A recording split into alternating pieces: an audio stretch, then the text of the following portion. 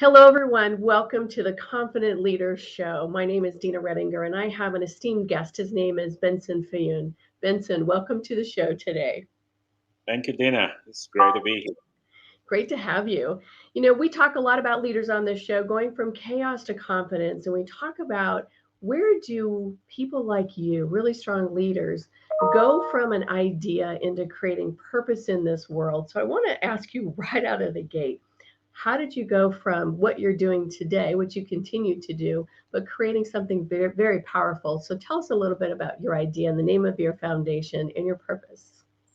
Yeah, absolutely. For those I haven't met, it's absolutely fantastic to be here. Benson Fayehun is the name. So, I am the founder of a small nonprofit, US 501c3 nonprofit that is called Relief for Human Suffering Foundation. And the mission of the cause is to help restore the gift of sight to folks in developing countries that are otherwise unable to achieve that. We also focus on helping people that suffer from easily treatable medical conditions that could be addressed, but they're not being addressed, of course, because of poverty. And a lot of what we do really is heavily focused on the developing countries. I just love that, and you shared with me that this nonprofit is building a dream to create a world where people's ability to see is not dependent on the location of their birth or the color of their skin. The foundation is currently on that quest to restore that gift of sight to 6,000 impoverished Africans in 2002. That just inspires me. It gives me goosebumps when I say it.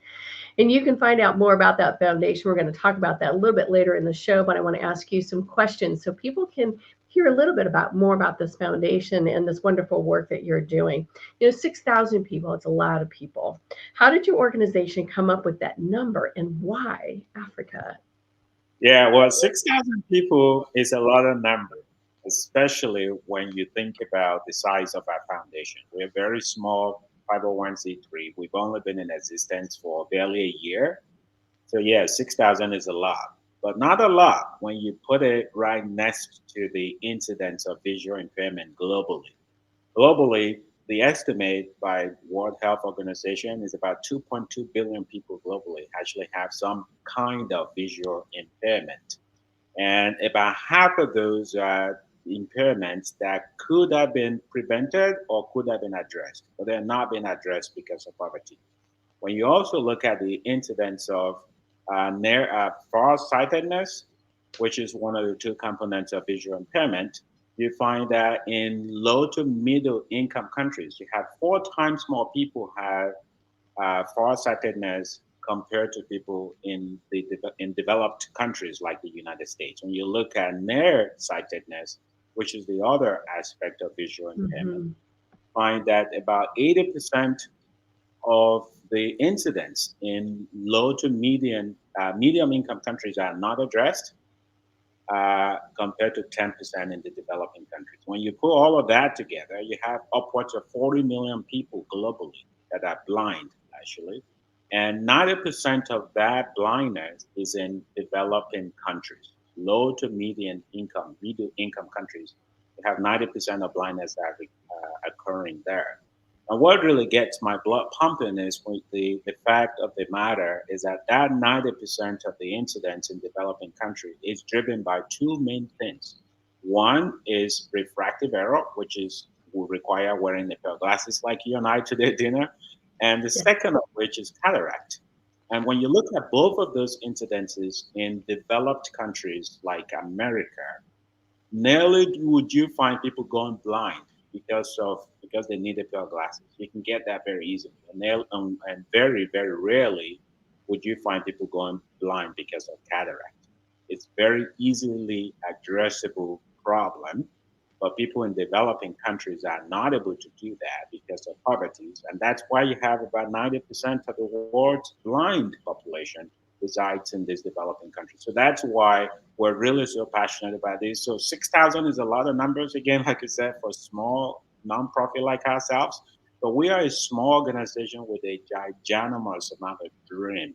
We want to create a world where a person's ability to see is not dependent on the location of their birth, neither on the color of their skin. So we started very small last year where we were able to help about 600 people. This year we're going 10x that.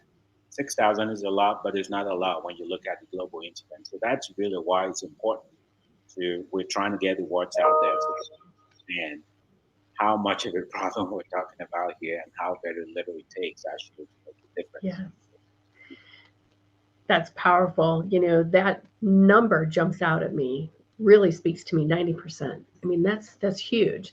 But it's also a percent that you can make an impact on. And so I love what you're doing, Benson. Absolutely love it. And I know that we've known each other for a while and wanted to find out, you have a very successful career in the corporate world. So, you spoke to it briefly, why you decided to take on this cause. But tell me what this purpose means to you every day. And a lot of leaders around the world, you're either leading in a corporate organization or you're maybe leading in a nonprofit. But I want to talk about, what does that purpose do for you every day? Absolutely. You said it right. I feel really blessed having a very successful career in the corporate world in America. And a lot of people that know me as Benson that has had some kind of success in this arena and is living the American dream. And I am living the American dream. But what people don't really quite know about me is that hasn't always been my story, right? I was Mhm. born in Africa many, many years ago. And I had the opportunity to live in an environment which is probably still very similar today, living on less than $1 a day. And everywhere you look, there's poverty all around you. Right. I went to school with no shirt to my back, right? So essentially, you wear a pair of shorts and there you go. Lived in a house with no electricity, with no running water. There was no toilet. There was no kitchen in the house I lived in. So the worst kind of situation you can think of was kind of how I grew up. Now to go from that kind of environment to then becoming the first in my family with college education, and now with Mhm. the career that I have, and as a Christian, and I am a Christian, Yes. I feel really privileged. And I'm very much a firm believer of the saying that to whom much is given, much is required. So that's really why, when I look at my life today, it's not so much about what I can do for myself anymore. I'm probably going to be okay for myself and for my family. It's really all about what I can do for those that couldn't help themselves. So when I look at those people in developing countries, I see myself in them. I see people that if I had taken one step in the wrong direction, I could have been exactly where they are today. I could be blind, actually. See me wearing a pair of glasses? Without my glasses, I'm not able to drive. I can't see much without my glasses.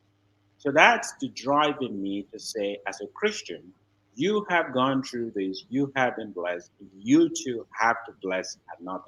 And it really doesn't matter if I'm able to bless just one person, or if I'm able to help millions of people. The goal, of course, is to help millions of people, right? Yes. But I'm not going to let the fact that I cannot help millions of people today, I'm not going to let that get in my way. And so that's why we're going after 6,000 this year, and the year after, who knows? Maybe we'll triple that number or even many more, Dina.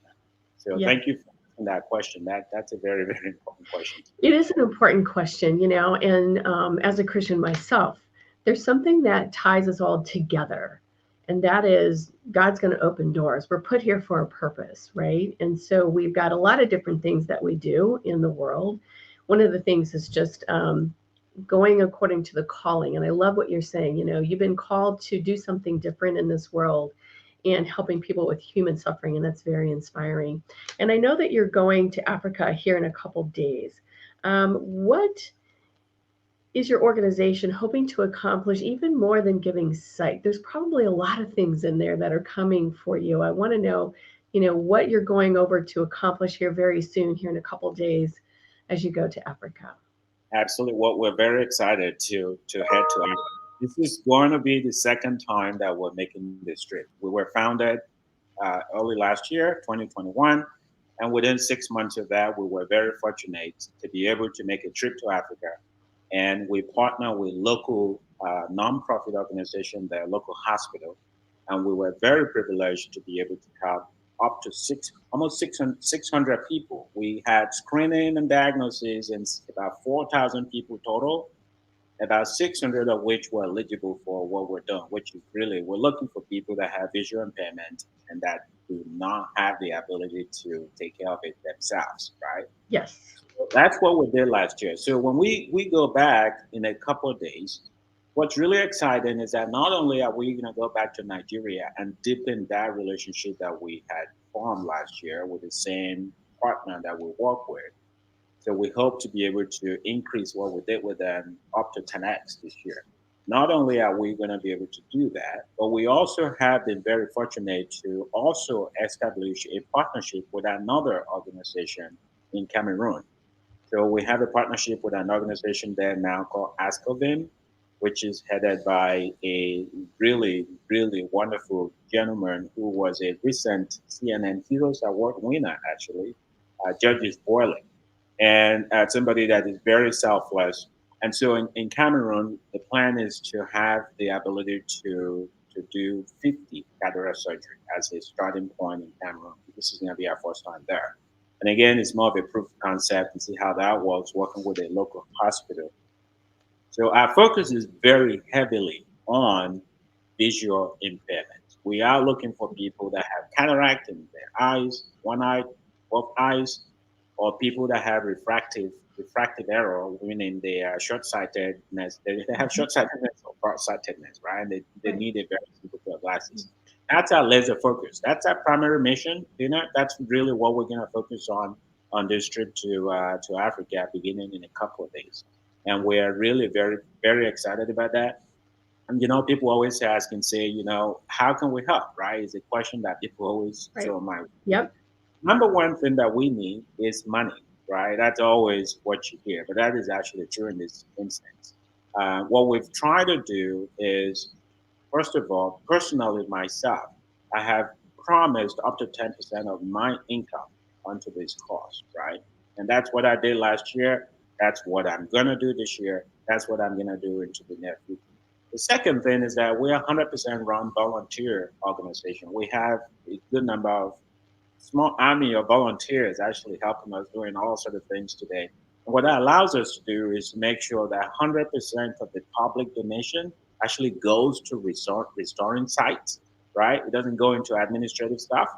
And so what we use to pay for administrative stuff, therefore, money coming from private donors that are specifically earmarked for administrative stuff, or money coming from our members, right? So that's really important. So that means then for people that want to be a part of the solution, if you think about what's going on in all parts of the world, think of Africa. Think about our brothers and sisters in Africa. Africa is made up of a lot of countries. All the countries in Africa pretty much are developing countries.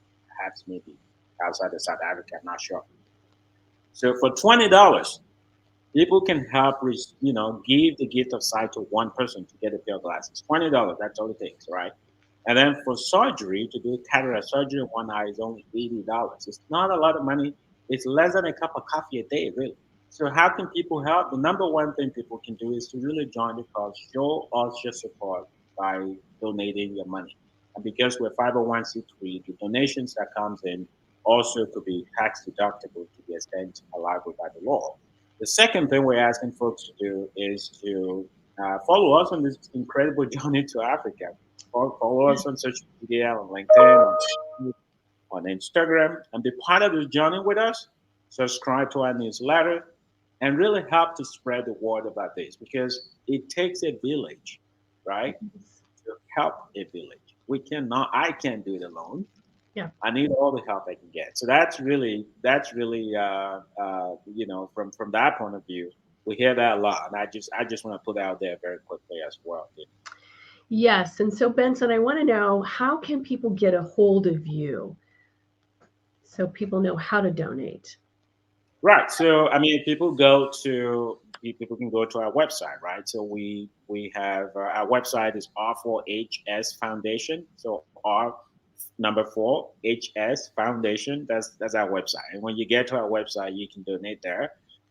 If you also go to any social media, Instagram, Facebook, or LinkedIn, You can type in the name of our foundation, which is Relief for Human Suffering Foundation, and you can have a link that takes you to our website from there, and you can donate from there. And the other way that people can donate, actually, for people that are in the United States, we have just recently signed up with an organization that gives us the capacity for people to test to donate. And I'm just gonna look for that because I don't remember that offhand. So if you have a cell phone and you test Africa 2022, if you test that to 44321, that will give you a very quick link for you to send in your donation as well. So those are some of the various ways that people are able to donate, Dana. I love that. And, I want to close today, Benson, by saying thank you. What a wonderful foundation, a wonderful purpose that you have. And for everybody that's listening to this broadcast, I'm going to support Benson and ask you all to transfer your cup of coffee into a bank account for somebody to give them the site back. It's $20. How many cups of coffee is that a day? Not very many these days. So Benson Fayehun, I want to have you back on after you return back from Africa so you can give us an update about all this exciting news and all these wonderful lives that you're impacting. And I want to thank you for today and thank you for being a very confident leader. No, thank you, Dana. I cannot thank you enough. This is extremely great privilege for me to be here. And I also want to say in behalf of our volunteers, right? Because the only way we've been able to accomplish whatever it is we've been able to accomplish today, from helping almost 600 people to having partnerships with people in Africa, organizations, trusted organizations in Africa, to having partnerships with organizations like Google. We have a couple of partnerships with Google that is very, very rewarding for us. To having partnerships with the Presidential Services Award organization that allows us as an organization to really recognize our volunteers. The only way we've been able to do that is because of our volunteers, which is made up of our board of directors today, which is five. We have five people on our board, very dedicated board. And then we also have volunteers that are very, very highly committed to this cause. So you see me on this screen right now, but I'm only representing the army of volunteers that really make this work possible and that will really make the vision that we had with creating a world where a person's ability to see is not driven by the color of their skin, or the location of their birth. Those are the people that make that possible. I also want to say thank you to our donors. We've had a tremendous amount of support from a lot of people that I can't even tell you, Dana, how much support we have received. When we started this year, we had a goal to raise $100,000 so we can help 6,000 people in Africa. That was the goal. And so far, we've raised almost half of that, Dana, Yeah. and what we're left with, which is the reason why we're able to go to Africa in a couple of days. But we still have about half of that, $50,000, $60,000 that we need to raise this year. And it Okay. take a lot of people to do that. So I just want to say thank you again. I love the opportunity to be here, and I Yeah. really, really thank you for it. And you're welcome. So our goal is to make sure that you get the $50,000, $60,000 you need to create that impact you need to have. So thank you everyone for listening to the Confident Leader Show and being with my guest, Benson Fayehun, and for helping his nonprofit. You guys take care, and we'll see you when you come back from Africa. Take care, Benson. Thank you, Dana.